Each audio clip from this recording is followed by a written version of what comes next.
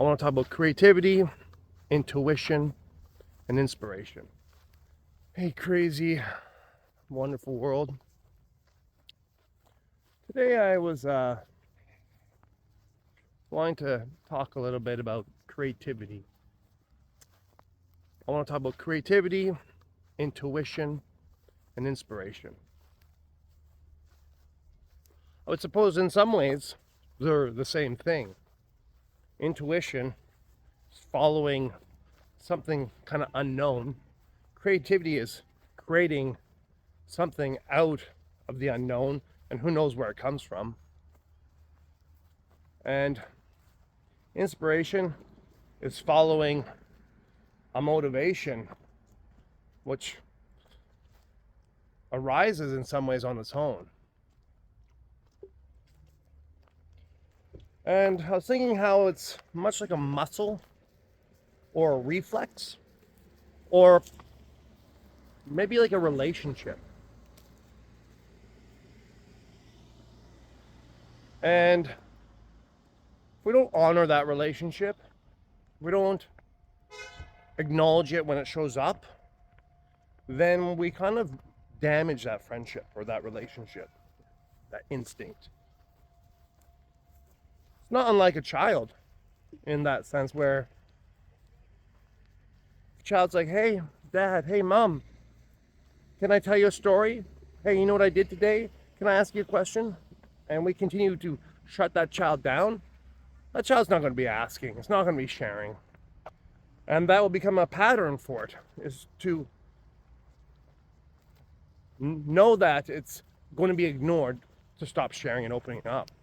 And maybe inspiration, intuition, and creativity function in the same way.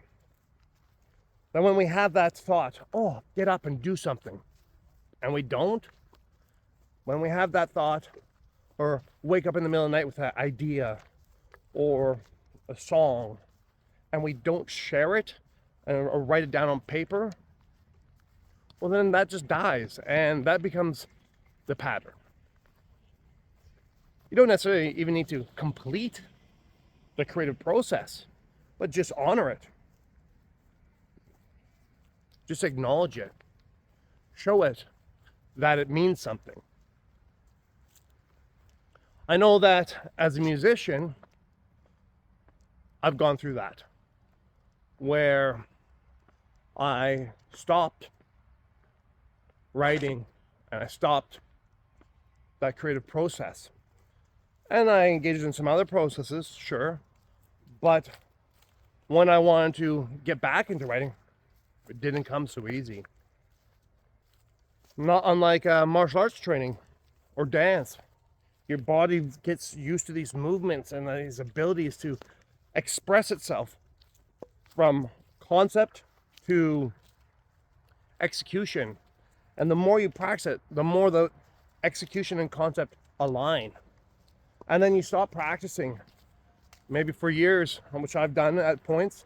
And then I come back and I'm like, whose body is this? So I'm just sharing some ideas on that today. Maybe it will inspire you to, when you have that spark, to honor it. Dog not paying attention. You know, the Romans had the idea of the genius or the Juno. The Juno was the feminine, the genius was the masculine. And as far as I kind of understand, at birth, you were born with a genius. You were born with a Juno. And this creative spirit was your counterpart, part of you but separate. And the Romans would make offerings to it, but this would direct your life and your personality, your aptitudes in some ways. I've heard that when an artist would go into their artistic space, that the genius would be in there. And by going into the artistic space regularly and nurturing that relationship, the genius would show up more often because there was a good relationship. So again, here I'm building this channel, and I'm just bringing some of the concepts that I find interesting into it. Honor your spark. Honor your genius or your Juno. If you're religious, that divine spark, you believe it's in us. God created. We are creators. If you're not religious, look at this beautiful place we're in. There's one thing that human beings have is a variety of ways to express themselves. Ants build ant hills, termites, termite mounds, birds nests, dances. Human beings can do all sorts of things. So honor that side of yourself. Support it. Help it to thrive. That's it. Get out there. Go enjoy something beautiful. Create something beautiful. Be it a meal. Be it the way you have interactions with people. So many ways to be engaged in creative acts. Much love. Have a good life. Peace.